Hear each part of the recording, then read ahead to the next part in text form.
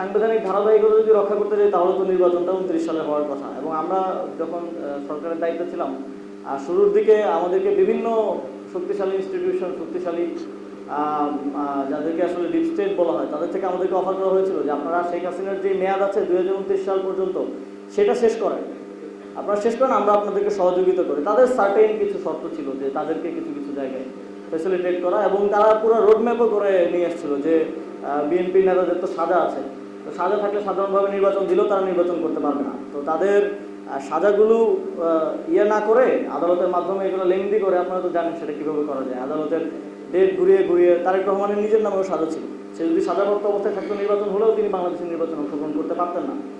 তো তারা পুরো স্ট্র্যাটেজি আমাদেরকে সাজিয়ে দিয়েছিল যে কীভাবে ক্ষমতায় থাকা যায়, তাদের সাথে এক ধরনের নেগোসিয়েশন, সমঝোতার ভিত্তিতে। আমরা কিন্তু সেটাতে সাই দিইনি, আমরা সবসময় গণতন্ত্রকেই সামনে রেখেছি এবং সেটার প্রতি কমিটমেন্ট লাস্ট সরকারের ছিল বলেই নির্বাচনটা হয়েছে, এবং আমাদের ছিল বলেই আমরা ইভেন নির্বাচন যেন প্রশ্নবিদ্ধ না হয় সেজন্য নিজেরা আগ বাড়িয়ে পদত্যাগ করে চলে এসেছি।